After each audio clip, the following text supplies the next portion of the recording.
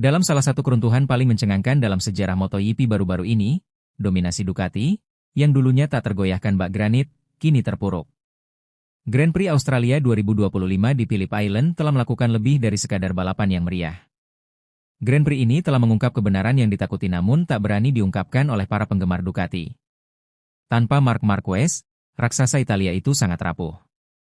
Selama bertahun-tahun, kehadiran Ducati di puncak MotoGP identik dengan tenaga, presisi, dan ketangguhan. Desmos Sedici meraung lebih keras, menikung lebih kencang, dan finish lebih cepat daripada mesin rival manapun. Namun akhir pekan ini, di bawah langit Phillip Island yang dingin dan berangin, gemuruh itu berubah menjadi rintihan. Hilang sudah kesombongannya. Hilang sudah kepercayaan diri dan yang terpenting, hilanglah sosok yang telah memikul harapan juara mereka, Marc Marquez. Sesi kualifikasi hari Sabtu mengirimkan gelombang kejutan ke seluruh pedok. Untuk pertama kalinya sejak final Valencia tahun 2020, tidak ada pembalap Ducati yang berhasil mengamankan start baris depan. Pabrikan yang telah membanjiri posisi grid teratas selama bertahun-tahun tiba-tiba tanpa ompong. Statistiknya brutal. Perayaan podium sprint race media tanpa pembalap Ducati. Layar hasil sprint race MotoGP menunjukkan tidak ada pembalap Ducati dari tim lain yang merayakan podium. Tidak ada satupun podium Ducati dalam sprint race, yang pertama sejak format ini diperkenalkan pada tahun 2023.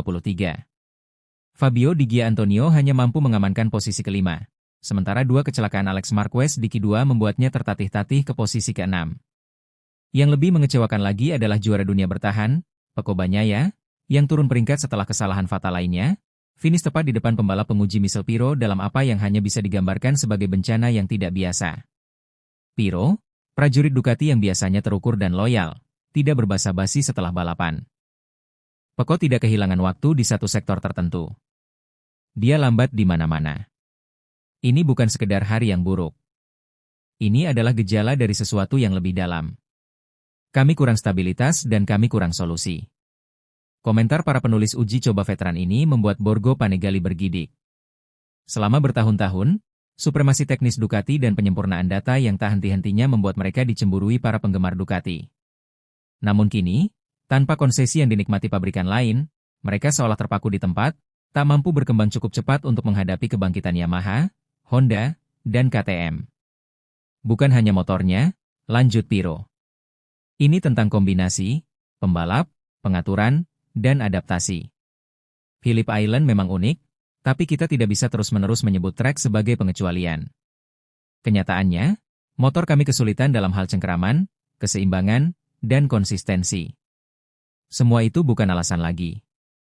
Rasa frustasi Pecco Bagnaia terlihat jelas saat ia menghadapi para wartawan. Saya kehilangan kendali atas motor. Motor itu bergetar di setiap tikungan, meluncur saat masuk dan terpental saat keluar. Saya merasa seperti penumpang. Ini bukan perasaan yang seharusnya dirasakan seorang juara dunia. Alex Marquez, yang tampak tangguh di awal akhir pekan, mengakui kesalahan krusial dalam memilih ban. Ban depan medium adalah keputusan yang salah. Setelah 4 putaran, saya tahu saya dalam masalah. Saya jatuh 2 kali saat mencoba mengimbangi. Kami memang punya kecepatan podium, tetapi start dari posisi ke-10 menghancurkan peluang kami. Ini menyakitkan karena potensinya ada, tetapi harmoninya tidak. Sebagian besar kesulitan Ducati dapat ditelusuri kembali ke perubahan aturan tahun 2024 yang memperkenalkan sistem konsesi teknis baru. Di bawah struktur ini, pabrikan yang sedang kesulitan seperti Honda, Yamaha, dan Aprilia diizinkan untuk melakukan pengujian yang lebih lama, mendapatkan lebih banyak mesin, dan lebih sedikit pembatasan, yang tidak lagi dinikmati Ducati sebagai kekuatan dominan. Namun, tak ada diskusi tentang kejatuhan Ducati yang bisa mengabaikan masalah besar ini. Marc Marquez, juara dunia 8 kali, Anda tahu, mengubah kampanye Ducati 2025 menjadi badai merah presisi dan gairah, kini absen, sedang memulihkan diri dari patah bahu yang dialaminya dalam kecelakaan Grand Prix Indonesia. Sejak bergabung dengan Ducati, Marquez tidak hanya mengendarai Desmosi, ia mendefinisikannya ulang. Data, umpan balik, dan agresinya yang tak kenal takut mendorong para insinyur dan sesama pembalap ke batas baru. Ketidakhadirannya telah meninggalkan kekosongan, bukan hanya bakat, tetapi juga kepemimpinan. Seperti yang dikatakan oleh salah satu orang dalam pedok. Ducati tidak hanya kehilangan seorang pembalap. Mereka kehilangan kompas mereka. Bagi tim yang membanggakan kesempurnaan mekanis dan efisiensi tanpa ampun, Phillip Island lebih dari sekadar akhir pekan yang buruk. Sejujurnya, itu adalah krisis eksistensial. Citra Ducati yang dulu kokoh sebagai mesin yang tak terhentikan telah hancur. Bahkan akun resmi MotoGP Ducati pun tak kuasa membalikan narasi tersebut, mengunggah tweet yang muram. Untuk pertama kalinya, tak ada motor Ducati di podium. Itu adalah momen perhitungan, sebuah pengakuan diam-diam bahwa kekaisarannya tak tersentuh.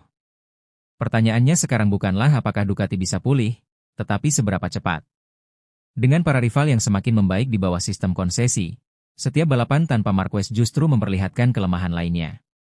Para insinyur berada di bawah tekanan besar untuk menciptakan kembali Desmossi, tetapi Anda tahu, inovasi membutuhkan waktu, sesuatu yang tidak dimungkinkan oleh kalender MotoGP yang keras. Meski begitu, Michel Pirro tetap optimistis dengan hati-hati.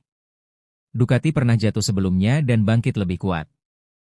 Kita tidak akan panik, tetapi kita harus bertindak. Yang lain sedang berkembang. Kita perlu berkembang lebih cepat. Grand Prix Australia 2025 tidak akan dikenang karena kejayaan atau kemenangan, melainkan karena pencerahan. Gelombang merah yang pernah membanjiri podium MotoGP telah mulai surut, memperlihatkan retakan yang telah lama tersembunyi di bawah permukaan. Tanpa Marquez, aura tak terkalahkan Ducati telah lenyap, digantikan oleh ketidakpastian dan introspeksi. Phillip Island bukan sekadar kekalahan. Itu adalah peringatan, sebuah deklarasi kepada dunia MotoGP bahwa bahkan raksasa terkuat pun bisa berdarah. Jika Ducati tidak beradaptasi dan cepat, pertanyaannya bukan lagi kapan kekuasaan mereka berakhir, melainkan siapa yang akan merebut tahta mereka. Sementara Bezzecchi dan Miller menyalakan layar waktu, Francesco Bagnaia mengalami salah satu pemanasan paling menyedihkan dalam karir MotoGP-nya. Ducati Lenovo EP25-nya terguncang hebat saat keluar dari tikungan terakhir. Masalah yang menghantuinya sepanjang akhir pekan dan sejujurnya menimbulkan beberapa pertanyaan yang mengkhawatirkan tentang stabilitas motor. Penonton dan personel tim menyaksikan dengan tak percaya saat Bagnaia bergulat dengan motornya di lintasan lurus sebelum membatalkan putaran dan beralih ke motor keduanya.